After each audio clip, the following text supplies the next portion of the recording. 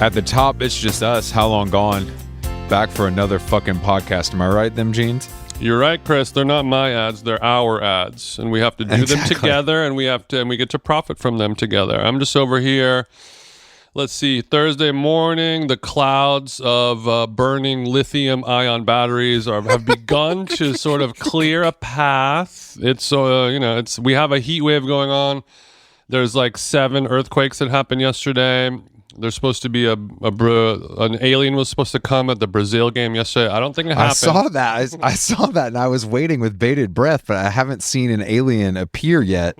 No. I mean, I saw some alien-type creatures this morning at 6 a.m. at Newark, but I don't think they were from another planet. You know what I mean? I don't think. You were at Newark at 6 a.m. today? Hell yeah, big bro. Come on. You know how I do it. We have first flight out. Okay, I didn't know what. So where are you now? Where are you now that I need you? I'm in ATL, baby. ATL, ho. So you went down just to bull with your fam? Yeah, I'm trying to work. I'm trying to lock in. I got some quiet. Just a politic with you. Oh, are we on a big? This is Chris's writer's retreat. Now don't go in his room. No, I'll just leave the biscuits at the door, sweetheart. You can get them when you're hungry. Okay, so she's gonna slide in the Tate's cookies underneath the door while you're clacking away on the. Please, my mom makes her own. She's not a cook by any means, but when it comes to dessert, she's kind of sick with it. You've had she a does brookie. Pastry. You've had a brookie. She's not into savory. Yeah, of course. I've had some of her work in the cluster space. What she can do with a white chocolate. I mean, and that's what they call me when I'm home, so it works out perfectly. That's actually named after me. That's what they yell at you as you drive by. Those people on ATVs yell at you. Yeah, when I got my old school out, they called me white chocolate on Sundays. You probably go into what's the name of the vegan restaurant? Oh, Slutty Vegan, R.I.P. I think it closed. I think you take the old school to Slutty Vegan. Everyone's yelling white chocolate. Unfortunately, I think Slutty Vegan was much like Kiki's has been repossessed by the United States government for lack of. No. I heard that Slutty Vegan is actually pivoting to AI. Look at their stock is crazy surging. Now. Her memoir sold out. The stock is surging every which way. Yeah, we didn't even talk about Kiki's. I mean, but you know why, Jason? You know why, Jason? Because it's a classic who cares situation. I think I've been there once in my life, maybe twice, and I was, it's one of those things that this happens to you too. It happens to all of us, where you go somewhere that you've heard a lot about, and you sit down, and you're just like, you know what? This just ain't for me.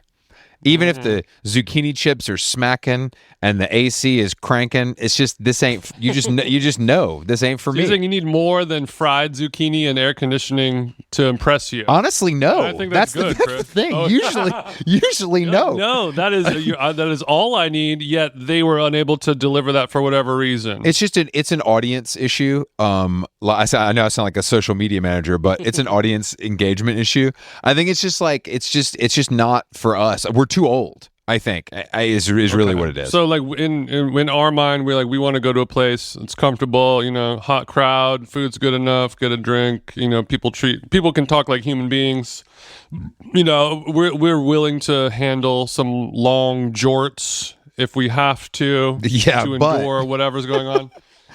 But it just says, so apparently, it's just interesting why so many people care about the drama related to a restaurant. Maybe people are just endlessly fascinated by it, but like it happens in LA, it happens in New York, I'm sure in every other city as well, of just like, did you hear that this bowling alley tater tot pop-up is having like issues with like the unionization of wage theft inequality? Yeah, no shit. Restaurants are houses of cards. Well, one part is no shit, but then another part is like, Who gives a flying fuck? No one's like, dude, the hardware store is having wage theft. No, it's true. Any brick and mortar business, nobody really cares. But even when a restaurant goes from like a B to a C grade or what, there's a restaurant in Dudley's Market, which is I guess an Australian place that people go to. But you're talking about in New York. You're talking about Dudley's. Oh, okay. No, there's one in LA.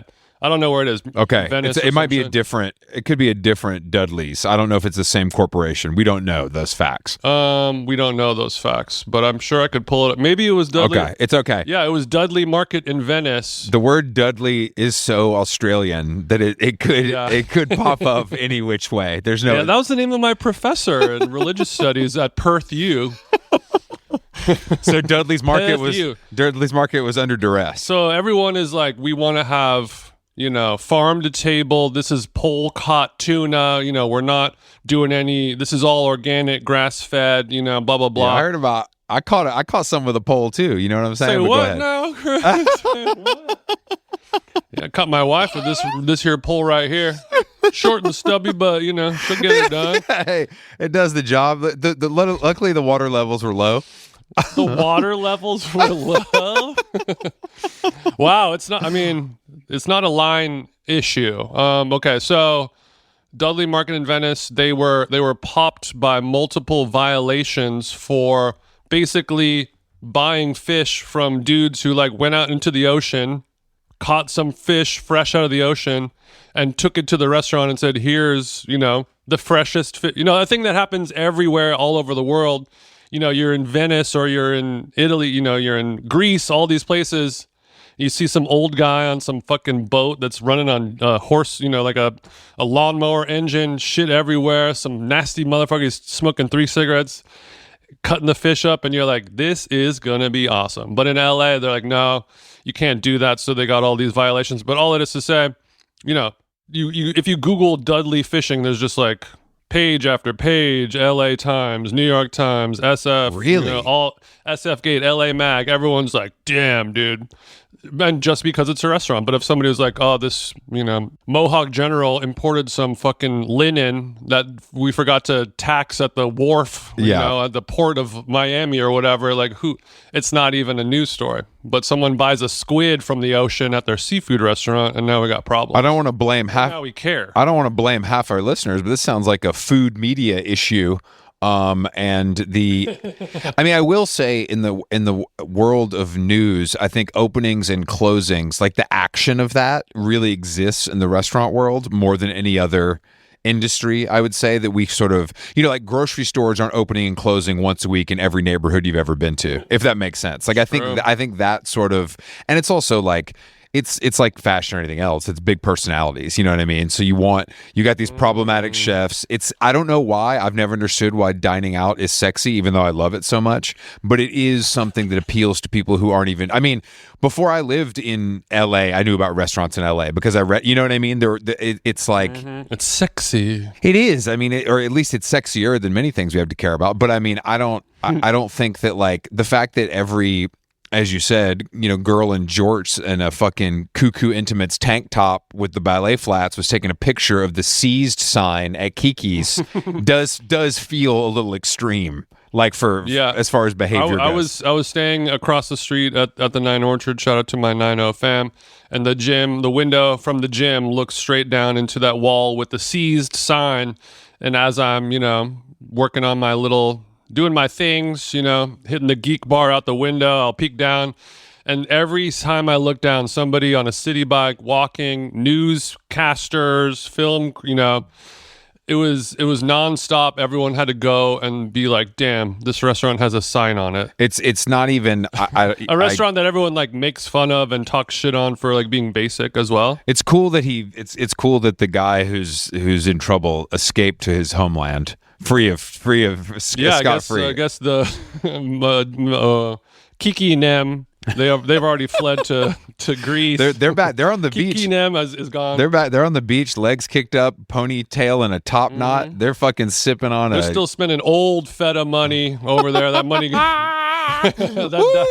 That Manhattan money spends a lot longer over there on the dude. He sold enough on the island of Lesbos. He sold enough zucchini chips to chicks that don't eat to live for at least 5 years in he's gonna on an island in Greece. Travel from village to village, telling these grandmas how to cut up a zucchini and fry it for 20x profit. Look, I'm only going to tell you about the food. I'm not going to tell you how to sleep with 25-year-olds that just graduated from FIT. But there's more to these stories, Nona. Well, R.I.P. to Kiki's and all the other restaurants. I get it served a lot. A guy who covers this in LA on Instagram, and every video he includes this sort of meme clip from the Hannah Montana show before he tells you which restaurant is closing. Oh, I know what you're talking about. He only seems to focus on West Hollywood restaurants that I've never heard of, so it doesn't really. Yeah, but but I've seen it. If you see him, if you pay attention to him, you realize why he's covering West Hollywood. You know what I mean? It's kind of his. I have no idea what you mean, Chris. Could please expand?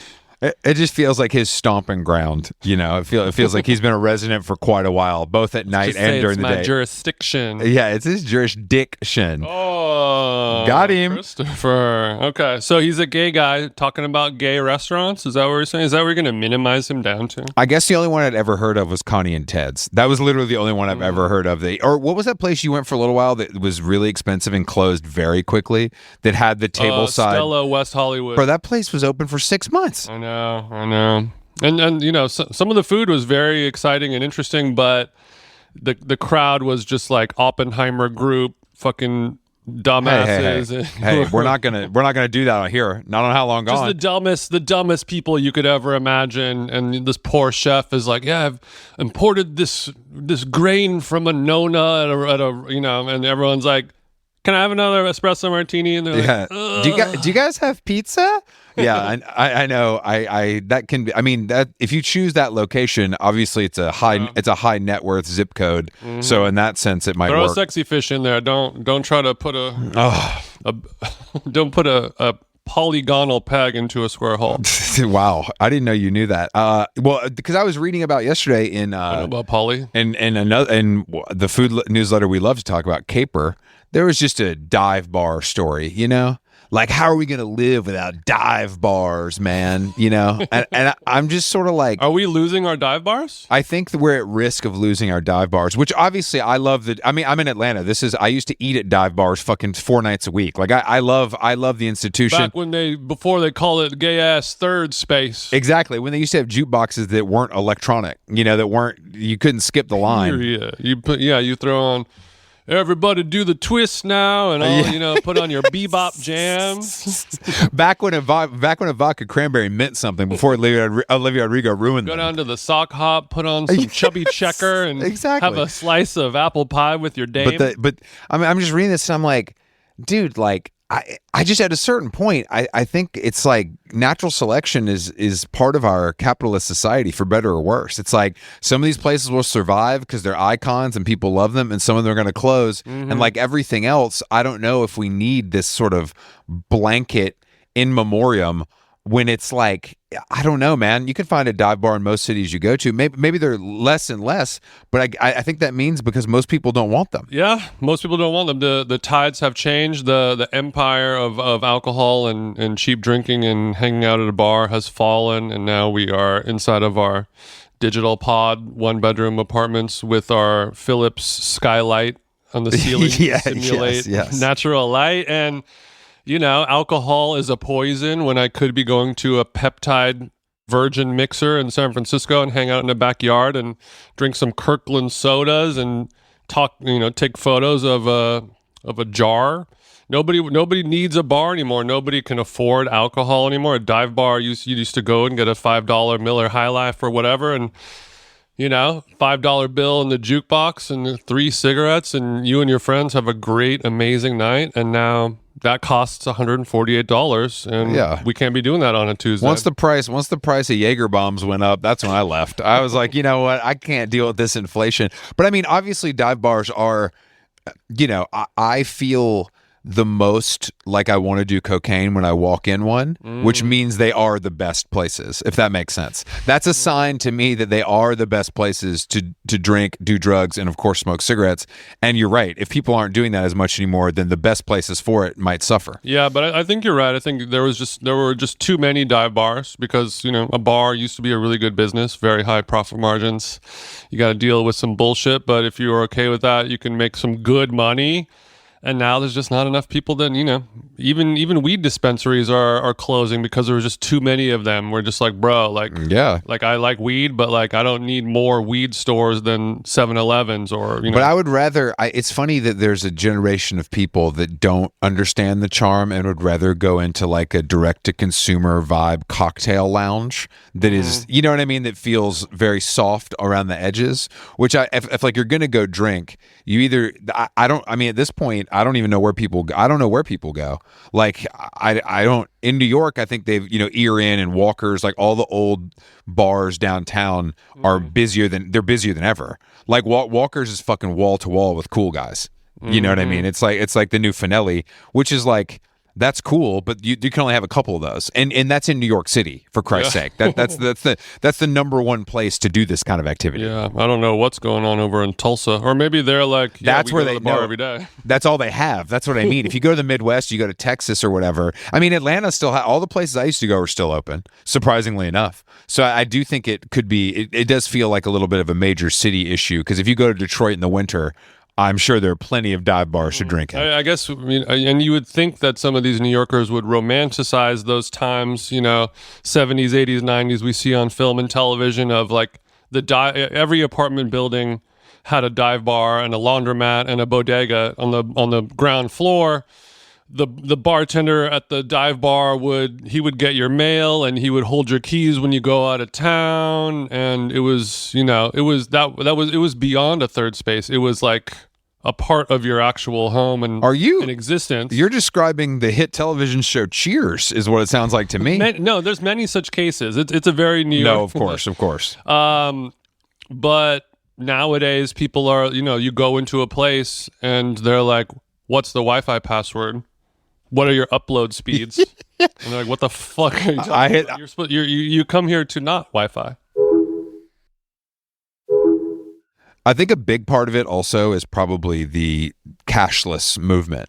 Yeah, like because you obviously you're making much less money, and it just feels like if I walk into a place like that, I'm trying to pay with cash instinctually, whereas a 26-year-old is not ever trying to pay with cash instinctually unless they're buying, even if they're buying drugs, they're transferring Bitcoin on Signal or whatever. Yeah, and dive bars used to go there to cash your checks. Oh, I've cashed a check. Dive bars would cash your check so you could spend all that money at the bar. I used to cash my check at the liquor store in Little 5 Points and go right to the bar with that. I mean, that was the ultimate. You put 40 aside for Coke. Boy, you sound like a damn John Cougar Mellencamp song right now. I mean, dude, I had my sleeves rolled up, my boots were dirty. I put the acoustic down, I put the Martin down. I would do the same thing. I would get my little check from Anthropology. I would go to the liquor store across the street from the Lab, Anti-Mall in Costa Mesa, get my little, $471, and then, whatever, 80 of that goes to Parliament Lights, a rack of fucking Boddingtons, a bottle of some hard, and then, whatever is going in on the bag, I need an E-pill. It's literally, there was no, luckily rent was so cheap that was the third or fourth thing on the list, that you were worried about paying for. And you would pay your rent in cash. I've paid rent in cash many, many times. Yeah, it's interesting. It's an interesting thing to lament, but it's also sort of like all signs point to this, like most things that happen in this world that people want to write 20,000 words about. It's sort of like this is kind of common sense as to where the world has been headed. Yeah. But I'll pour one out. Even the drug dealers don't want cash anymore. They're like, it's like a whole thing. Can you just sell me? It's so crazy. It's so crazy to me that you would buy drugs like on Venmo. It's like it feels wrong. I mean, I guess the Bitcoin thing, but that's so dorky. I can't. That's a bridge too far unless you're buying bulk. Yeah, unless you're doing some of that Silk Road fish scale. There's no reason or excuse to use. Did you Bitcoin? There's a lot happening in the tech space this week. Wow. I don't know if you takes saw a selfie with Zuck once. Well, I wasn't even talking. We should get into that because I feel like it's We will. I was invited by the Meta Corporation to go to this launch party of the new Meta glasses, and the Kylies. Of course, well they had like it's like 20. There's so many more silhouettes, but she's the main star so far. Yes, so I go to Chelsea, and it's of course it's like as far as it possibly could be in Chelsea, and it's like an unmarked building with blue doors, Facebook blue, and I walk in, they escort me over. There's like two sides. One feels like it's a little more public, and then one feels a little less public. I go to the less public side, and I didn't really know what to expect. I was just like, yeah, I want to check this out because I need to see this. This is interesting. And I walk in, and it's sort of like, it feels like a very, very nice hotel lobby with an insane sort of Meta logo flower creation A bouquet it would not do it justice. A botanical expression of the Meta logo. Exactly. It was the size of a fucking table. I run into several people I know, a lot from, a publishing media world, but also like I know the guy who left Apple to go work at Meta to make these glasses, so I saw him. Period. Timmy was there. He wasn't. I don't think he didn't let them photograph him. He was off cycle, just there to support. But I did unfortunately see him wearing a New York or Nowhere hat, which I hate to report that from ground zero. Do you really hate Chris? Well, he had the hood up for so long. I was like, all right, maybe he's just laying low. Takes the hood off. I see why you're covering that up. You grabbed the wrong hat. You grabbed the wrong hat on the way out of the fucking high rise. Even Timmy knew it. Even Timmy knew it. I'll give him a pass. But so we're at this thing, and I'm like, oh, this is like a party, and they don't have the, it's not like some weird thing where the glasses are sitting out everywhere. It's literally just a party. Okay. It feels like any party we've ever been to. Is there a bar? Is there alcohol situation? There's a bar. Okay. Yeah, there's a bar. There's there's many lobster rolls.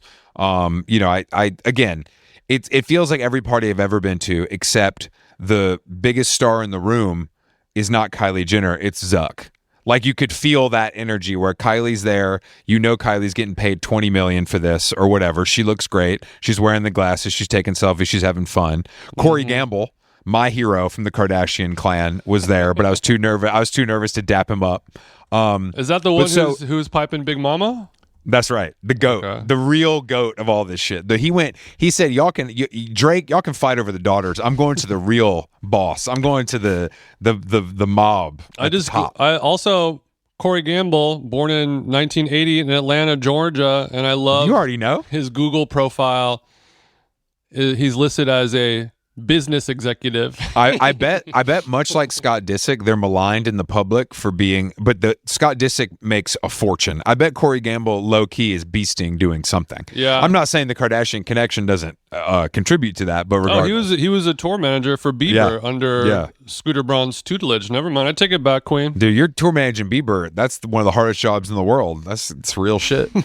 That's how you can handle all these chicks. So we're at this party and Eva Chen is there, who I know, and she's mentioned before. She's like, I want to introduce you to Mark. I'm like, yeah, great. Let's fucking chop it up with Mark.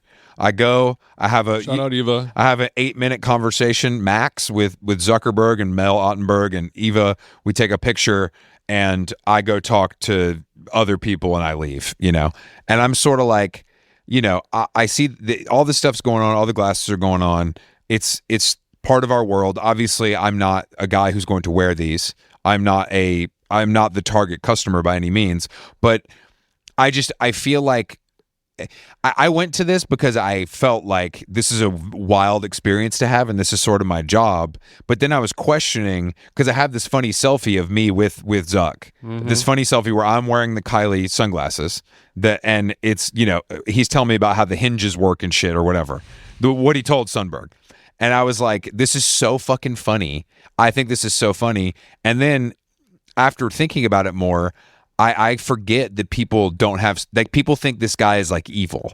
They put this guy on the level, I think a lot of people put him on the level of Elon Musk. Maybe I'm wrong, but. You're not wrong. Maybe not as severe as Elon because he seems to be a little more level-headed and he's able to like speak like a human and he's not actively overdosing on ketamine in government buildings. But I think a lot of people are very upset with what Zuck has done to the internet landscape and, some irreparable damage to humanity for his financial gain and power. But that's another pod because we're just taking a funny pick. Well, no, I think that some of that is true, and if it wasn't him, it'd be somebody else kind of thing. Like, I don't think that I think this tech stuff is not under my purview necessarily, but I think it's funny I always find the irony when people are shitting on this guy on the platforms that he owns that you use every day, all day. This goes back to the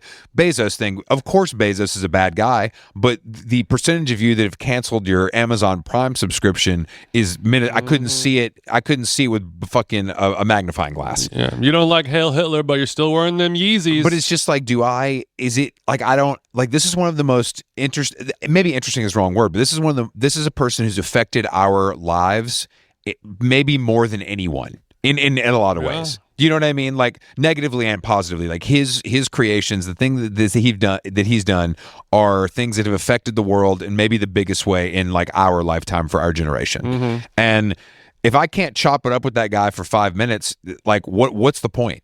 Like that's like I mean, you know, it's like I don't have any interest in talking to Elon Musk or Jeff Bezos because those guys to me do seem bad in a way that like it's a smell test. I just thought it was all really funny and interesting, and like this is what we do on How Long Gone is we do stuff and we talk about it.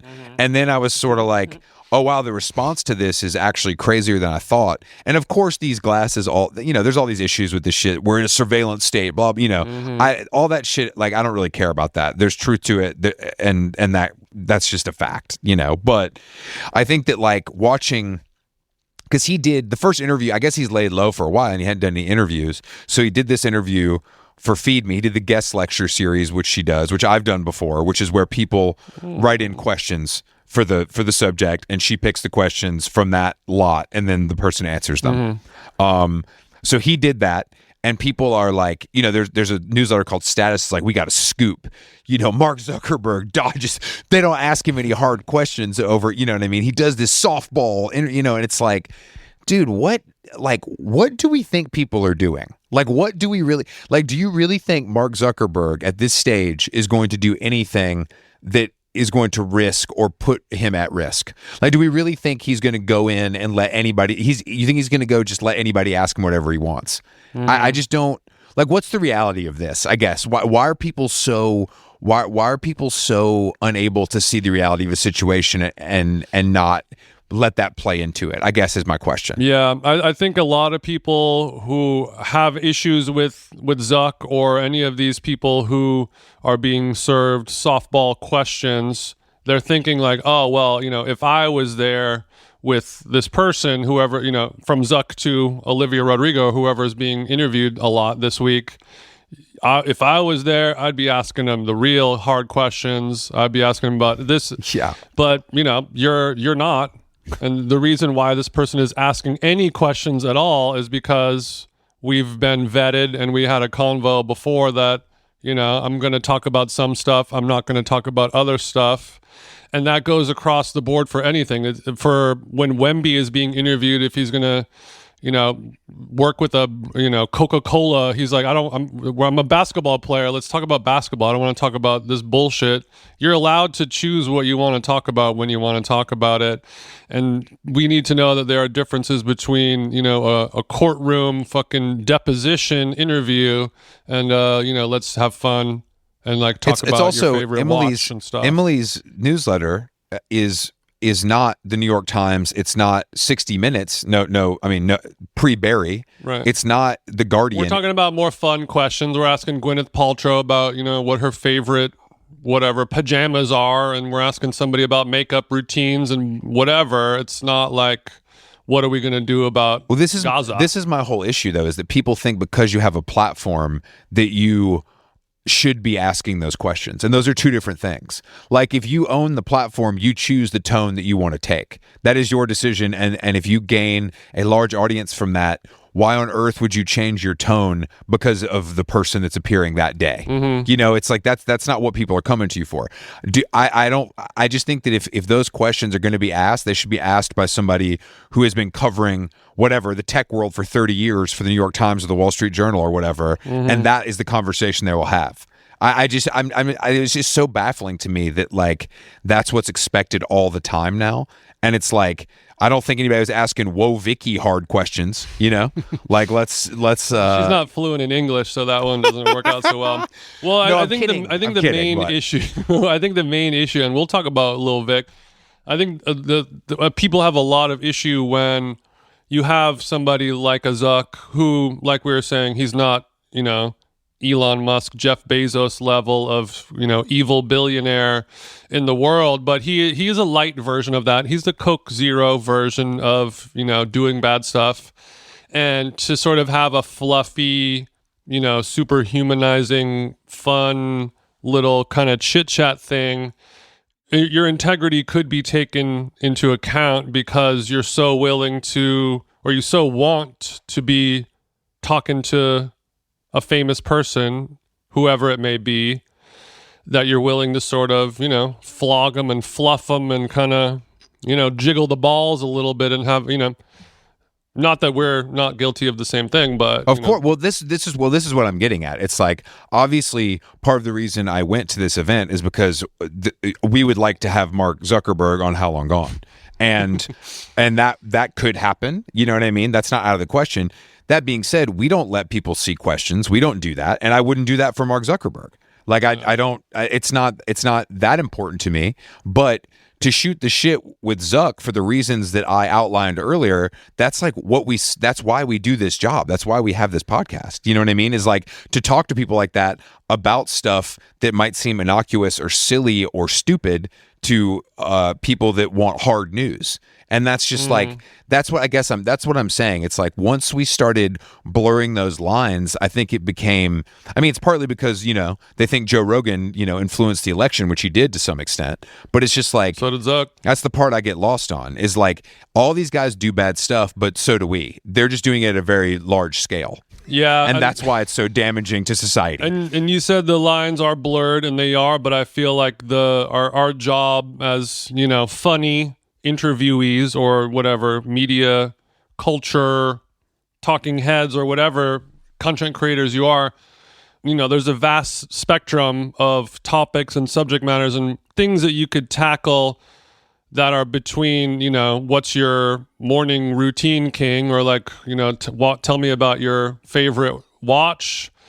And then on the other side, let's talk about teen suicide rates and, Cambridge Analytica and, misinformation spreading or whatever. There's so much in between where you can kind of like find some real humanity, learn some things about somebody, maybe learn how they thought one way and they changed their mind as they've gotten older. I feel like that with people used to ask us who was our dream guest, and we don't really have a good answer. I used to say Kanye for a while, not because I want to platform him, not because I want to humanize him, not because I want to attack him, but because wouldn't it be a good challenge as somebody who does this for a living, somebody who interviews people and has conversations for a living, to have a new conversation with somebody like this that doesn't involve the two spectrums that are so easy, that doesn't involve like what's up with the Hitler stuff and, dude, you're so awesome, Runaway is a good song, full glaze fest. Yeah, there's an in-between. And let's figure out those other parts of Zuck's brain that haven't been discovered. That's your job as a journalist. But I think that's the term that is so scary. And that's why I think this stuff has gotten so confused, is now person who asks question with large audience is considered a journalist. And I don't think those two things are necessarily the same. I would never call myself a journalist, and I don't think you would either. And I think that's it. I'm a service journalist. No, I'm a role model. That's a two. That's what I'm saying. It's like, because someone has a shitload of followers and eyeballs, that doesn't make them a journalist. That doesn't I think this goes back to like media literacy. Like, we as the audience need to understand the difference between those two and expect one from one and expect the other from the other. You know what I mean? And that's the issue. I just felt a lot of, because I mean, to be completely honest with you and the audience, I also, before all this happened, I had an offer to do something with Meta glasses that was pretty well paying, and I said no. Period. Because I was like, that just doesn't feel like me. Like, I wouldn't do that, because I don't think I would wear these glasses, and it doesn't feel like the right thing. But going to meet Mark Zuckerberg and see see the new glasses and or whatever, I just don't understand what Emily asking about his favorite watch, or us asking him about his fucking, what bones he's broken doing MMA and the time he wore a face full of fucking sunscreen is like, that's fine. It's fine. You know what I mean? I just think it's fine. Order, Zuck. Yeah. I think it's all because these people, I just think, again, the word platforming, journalist, all these words have been totally misconstrued and applied to the wrong places. And it makes everything feel crazy. It makes everybody act insane. Mm-hmm. How much was the Meta bag? I'll bleep it. I'm not saying that. I don't trust you. Smart not to trust me. I don't trust you. But again, I'm saying this as a guy who uses every Meta service possible happily every single day of my life. I'm the guy who still has a Facebook account. I don't give a shit. That's not like this. And you've never used Marketplace once, just to be clear? No, never used Marketplace before. I just check it out, man. I just click around. That's my job. Just use it to see how many kids my old high school fatties exactly. But I just think that like everyone, it's and then you got then we got this Cannes Lion stuff going on, and it's like I gotta watch a video of fucking Scott Galloway on a motorboat in the south of France telling me how creators are taking over the world. And it's just sort of like, man, all of this stuff is so confusing and bad, and it's just like I don't even know what I barely know what to think. Like Cannes Lion is something I don't care. Like no one has talked about it this much ever. Like ever. And and I hate to give Scott credit, but he's right. It's because all these fucking content creators that are hosting panels for agencies and talking about themselves and their work, and they're the ones documenting it and they're the ones distributing it. Cannes Lion didn't have to do anything. Mm-hmm. And Cannes, the film festival, as a consumer who's stuck at home on the rowing machine looking at my phone, all I'm seeing is, okay, here's a bunch of movies that I don't get to see because I'm not there, and I'm probably never going to see because they're just like random, foreign films that are whatever critic darlings. You have a bunch of celebrities who are trying to actively hide from photos. They don't want to be there. Nobody's, and then it's all about standing ovations for the 11th year in a row. How they're getting longer. It's boring. Nobody gives a fuck anymore. And Cannes Lion, we got fucking Mumford and Sons hopping up on the DJ. All that is, I'm joking, but it's like the Cannes is like, it's become so exclusive that nobody even cares anymore. It's just like, okay, great. Now there's this actor and he's going to take a photo, and his movie you're never going to see got an ovation for 11.9 minutes and great. But then you go over to Cannes Lion, here's all the people who actively want to be there. They're sharing it. They're talking about it. And it's more of an inclusive thing, and that's the problem. Cannes was too exclusive. That's definitely Cannes Lion is too inclusive. That's totally the problem. But I also think that, like, once again, people love to forget that we, for better or worse, live in a capitalist society, and if your job is to get sponsors, to get eyeballs on this festival that you throw, then you are going to let Spotify do whatever the fuck they want because Spotify is going to write you a check that numbs your eyeballs. Like that's just what it is, And it's like.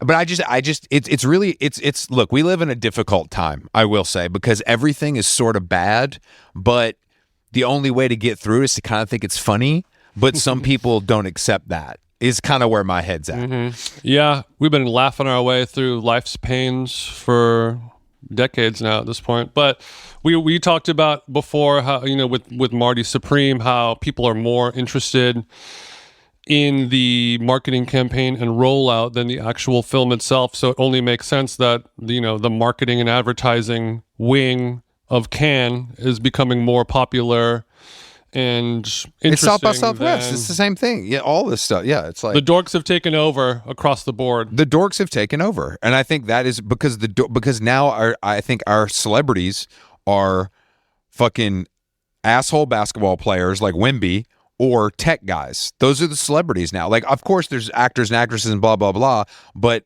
they don't have like an actor and actress can't affect like foreign policy. You know what I mean? It's like that Elon Musk is literally in the White House doing a fucking bump a cat with his feet on the desk. It's like it's a different thing, and that's why he's bad. It's like it really affects something. Whereas like the Timothy Chalamet woman getting in a fight with a non-binary French person outside of a hotel about Connor's story, like that's fucking funny, but that doesn't affect our lives at all. No. There's no downside to that. There's no data scraping. There's no fucking betting on everything that happens in our lives. It's literally harmless to everyone. And it's fascinating, but I think that's kind of the binary we have now. It's either like evil guys doing evil or the dumbest shit you've ever possibly seen that makes you laugh and you can't believe it exists. What a great segue to talk about Whoa, Vicky.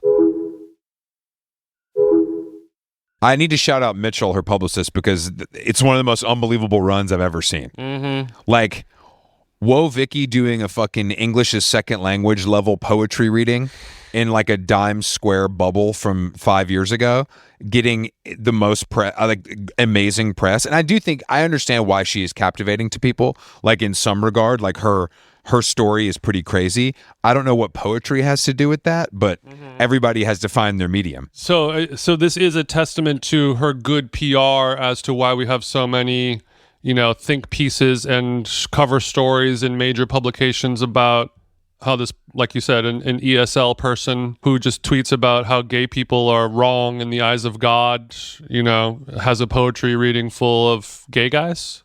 Yeah, I don't. Yeah, and this is getting more coverage than, Clive Davis passing away. It's just internet shit. Like, she's been on the internet for a long time. We've seen a lot of ups and downs, and now she's a Christian who has poetry, but she's still a thought. It's confusing, but yeah, I mean, it's like a lot of people are glazing.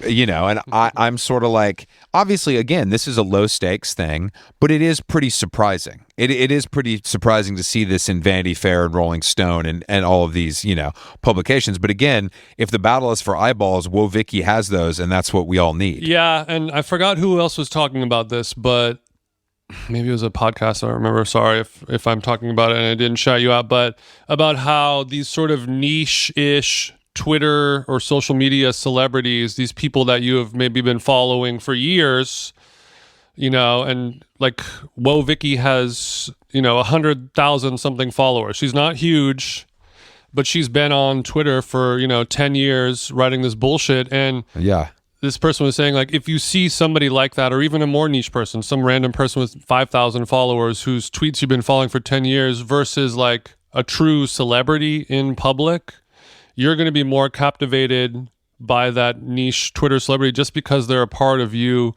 and what you're doing. And you sit there and you look at their social media engagement and you wonder, how is it, people are like, is this person just like an idiot savant, like a Lil B kind of person where, like, yes, they're really bad people, but every 17th tweet is just like pure poetry, just like amazing something really funny or really wry or just like whatever it is? Or do they have, a team of gay guy interns who are writing all these really funny tweets? Are the typos intentional? Or I believe in this case that Whoa Vicky is authentic. I think she's doing this herself. I think the typos are because she don't type good. I actually believe all of that to be true. But I think you make a great point. It's like, for a certain kind of person, seeing Whoa Vicky buying, fake Chanel bags on Canal Street is bigger than seeing DiCaprio bellying up to the bar. Yeah. You know what I mean? Because she feels like a real person, because she's existed in their lives on a screen that feels more real than the movie or television. If I'm walking on the street, on the left side, Ayo Edebri from The Bear, and on the right side of the street, Amanda Bynes, I'm looking at Bynes. I'm clocking Bynes. But it is a really interesting. That's no slight to Ayo, friend of the show. That's a good point though. It really is. It's like that really is what it comes down to. That these people, like someone like this, especially if you're like a logged on, Tumblr shorty, this person has been famous since your brain was developing. And so be able to go see them somewhere free of charge, read their poetry or whatever, there's a level of starstruck that is maybe undeserved, but still that you can't say that. Like that experience is exclusive to everyone. The same way if I see fucking, the singer from the Jayhawks at the fucking coffee shop, most people don't give a shit, but Chris does. We all have our Whoa Vickies. Yeah, you said, there go Brendan Flowers from a band called The Killers. When's Brendan coming on the pod, by the way? Solo album out soon? Dude, I've had this solo album for like a month now, and it is really up my street. It's good. We're working on it. Hopefully, fingers crossed. I mean, I've been trying to. Brandon Flowers has been a since day one project for us. Well, for me, I won't throw you under the bus with me, but no, I'm here for you. New single comes out. There's a lot of. I feel like the wife of the husband who's really into fishing, and we're gonna go on the fishing trip together, and like it's not.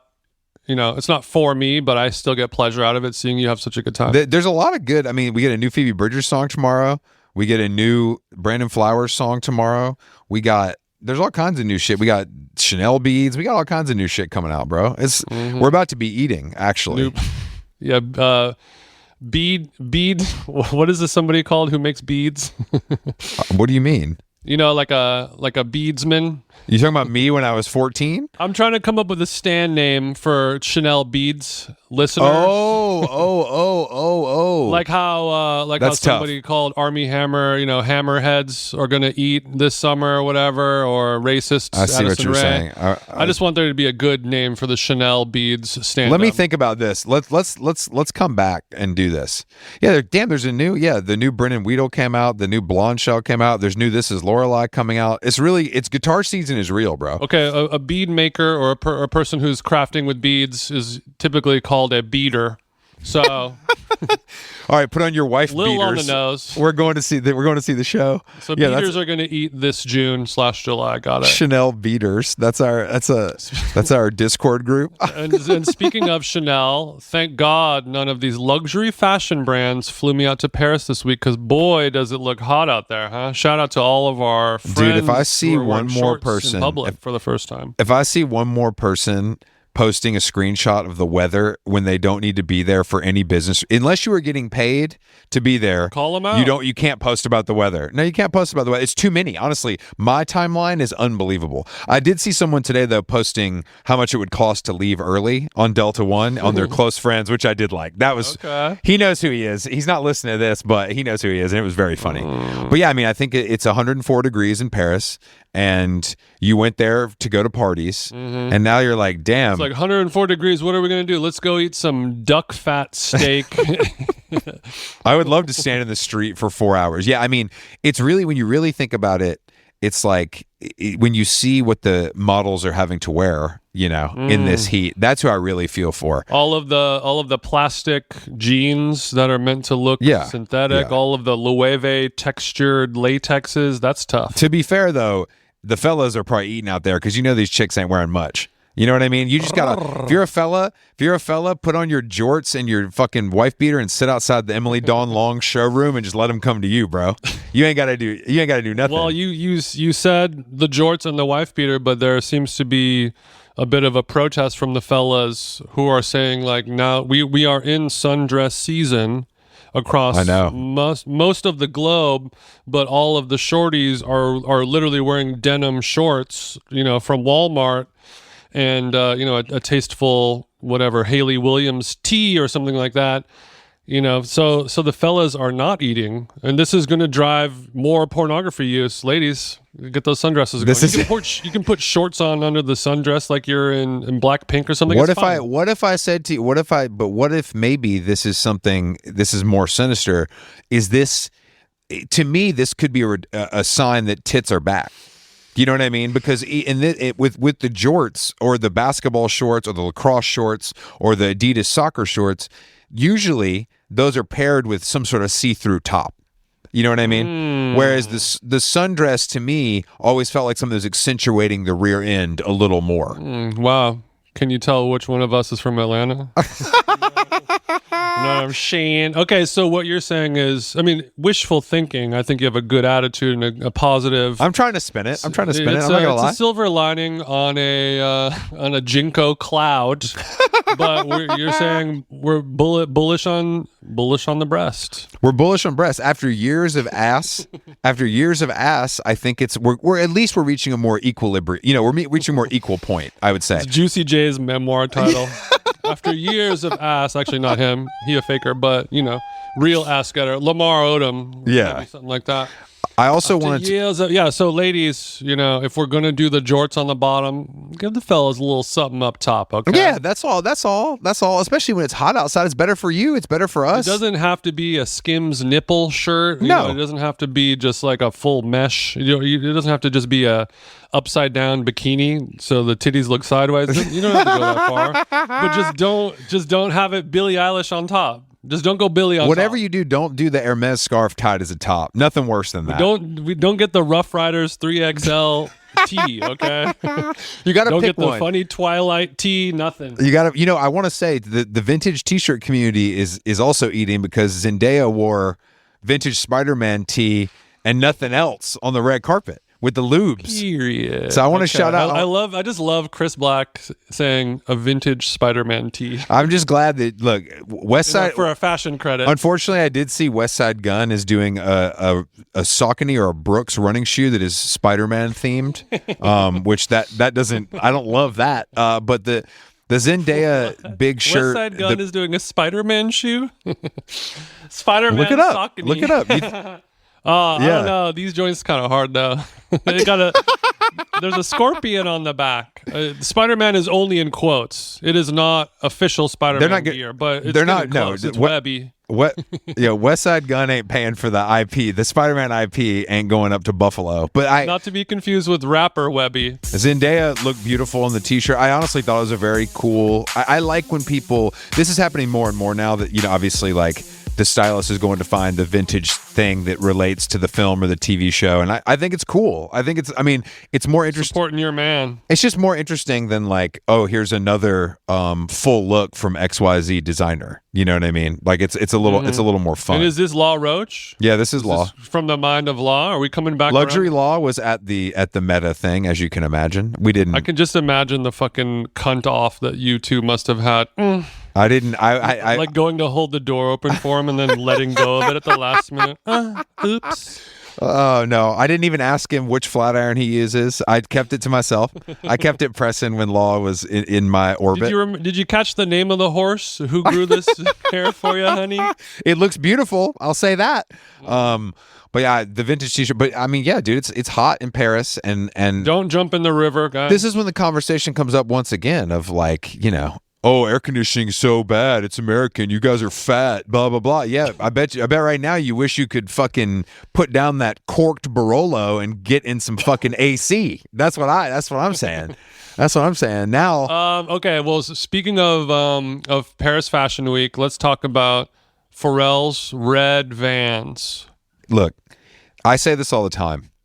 There are probably 5 shoe silhouettes that are the baseline of shoes, and everything else has Vans Authentics or Eras, Converse Chuck Taylor Jack Purcell, New Balance 990, 993, and Air Force One, obviously. Maybe we'll do a Wallaby Clark in there. Yeah, a Clark. Yeah, that's not technically a sneaker, but a Wallaby is definitely, So it's like, this is what designers have done for decades. Like the Celine shoe that everybody's freaking out about is a fucking Repetto. You know what I mean? It's like, Pharrell doing his version of a Vans and Vans having fun with it on social media that's just great for everybody. I even got an email from Converse yesterday with red low top. Yeah. All-Stars just being like, we also have red shoes. Y'all. I just think people maybe don't realize that like Pharrell doing this is an homage to Vans, and Vans sales are probably 10x since this shoe came out.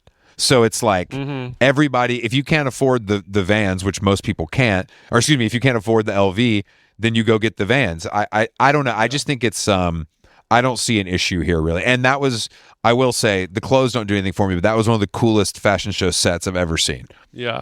I think unreal. That seems to be the opinion of every single person in the world. Unreal. The beautiful set, I would say if Apple take note, it was a great job, but the clothes just look like Golfwang for older people. Yeah, for sure. Which is fine. I mean, I think that not bad. Yeah, but, that's manageable. But I think that the Tyler hit first. But I do think it's interesting that he premieres music during the show, and it's really it's crazy because it feels like a real sign of like the sort of how dormant hip hop is. It's like he premiered, I think, 3 new songs that he produced, one with Quavo, one with Lil Baby, and maybe one with someone else. And I haven't heard anybody talk about it at all.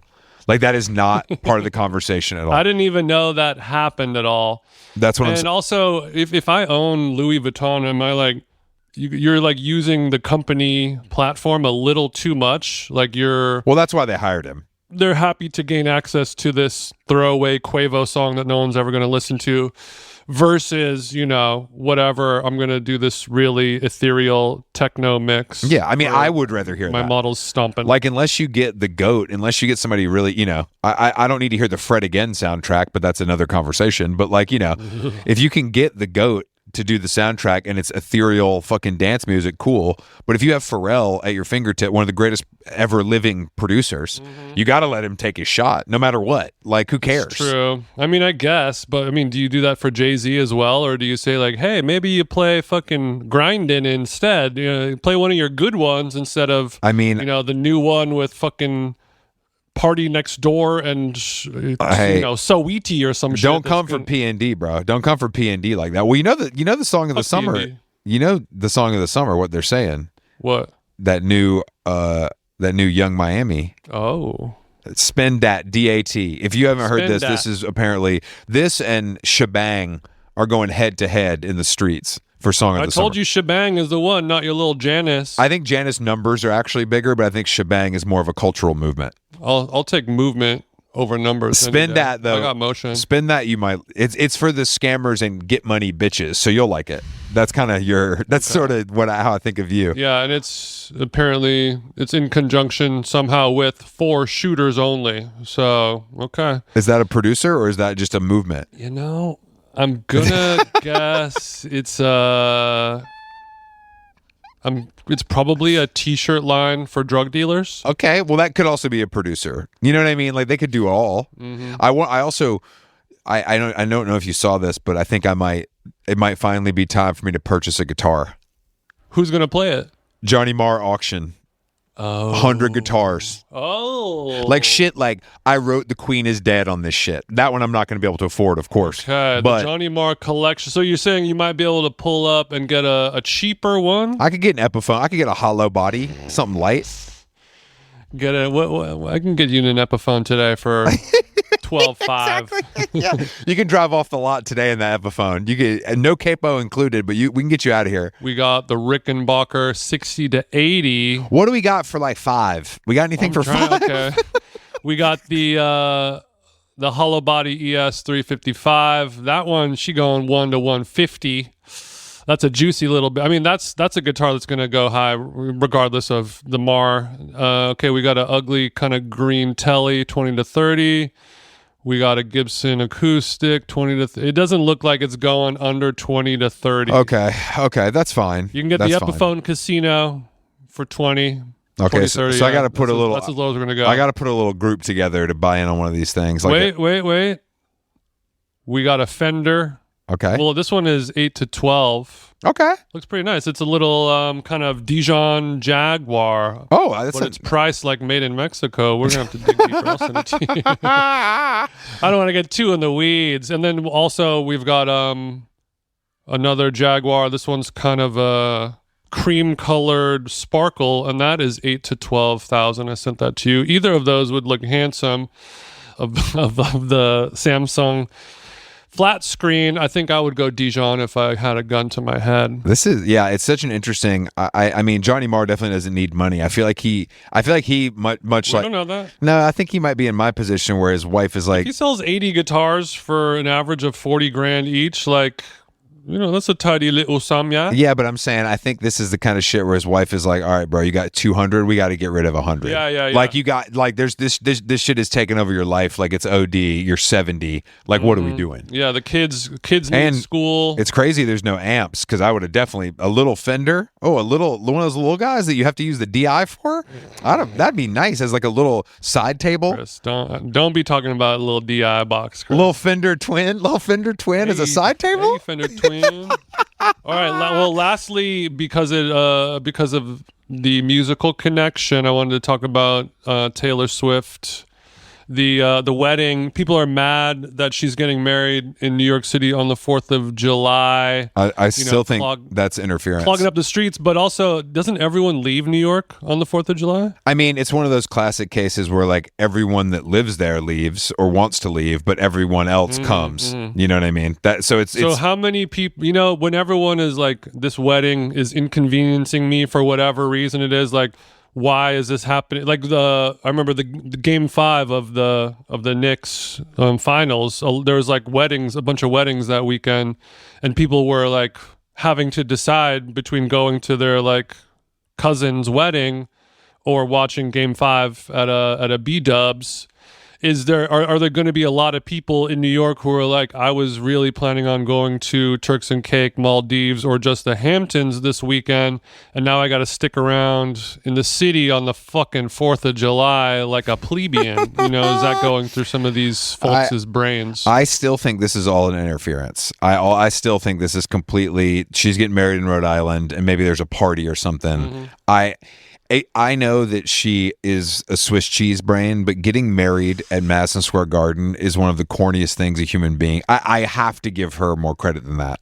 I have to. Until it's true, I have to believe it that it is not. Yeah, but also what's worse, getting married in MSG or faking that you're getting married as like a psych out to the public to do a crazy flip-flop? Well, I don't think it's necessarily a psych out. I think it'll get used. Maybe she's having like a concert for the wedding party and all, you know what I mean? She's got fucking... What if that was where they had the viewing party, like where San Antonio goes to the stadium, even though the game's in New York? I could see it being like, you know, Antonoff and the fucking Bleachers band, you know, and everybody gets up and sings a song situation. If you're Taylor Swift, you can't do that at Electric Lady. You got too many people for that. Mm-hmm. And happy birthday, Rachel Antonoff. Heard it was a great fiesta. Yeah, anyway, shout out to all those cookie kids. Congrats on your marriage. And RIP to Big Mama Trash Can, the JP Morgan employee who was fired. Apparently, I heard that she was like, somebody said she worked at the Infatuation, and then after they were acquired, you know, they twisted it to be her. She's a JP Morgan executive. She looks like she works at the Infatuation, if you know what I'm saying. What's your beat? Grilled cheeses? Got it. Mostly just empanadas, actually. Yeah, just cheese empanadas is sort of... Do you remember macaroni and cheese was peaking? That was kind of my thing. The bacon one especially. I kind of was on the front lines of that movement. I wrote a book about bacon, macaroni and cheese food trucks, 2007. It got a little buzz. RIP also to Clive Davis, the legend, problematic legend, who came out as bi at 80. And thank you to everyone who sent me that and said, ha ha ha, you know. Referencing that's my future. That's your equivalent of when people are like, yo, Jeff Bezos he was poor until 43, you still got plenty of time or whatever, you know, like this athlete didn't go pro until maybe I do have time to... Clive didn't start sucking until he was 80, so you still got a chance, big bro. Well, he didn't admit to start sucking until he was 80 when he needed a little... That's true. You know, a little compassion going his way. Remember when we went to that? He should. It's good that he's dead, not to be a hater. We were at La Dolce Vita in Beverly Hills. Me, you, Paulie, and Al. I think when that restaurant opened. Guess who had to bring their dog to a sexy little Italian restaurant? We saw Clive struggling through that restaurant, and I was starstruck. Though I really was. He had like a walker and a couple people with him, and a little tiny dog. At a Beverly Hills Italian restaurant at 10 p.m. And I was like, only Clive could do that. Only Clive could do that. Only Clive can do it. Rest in piss, CD. Rest in piss. All right, thank you guys for listening. How Long Gone? HowLongGone.com is the website, and we'll talk to you next week.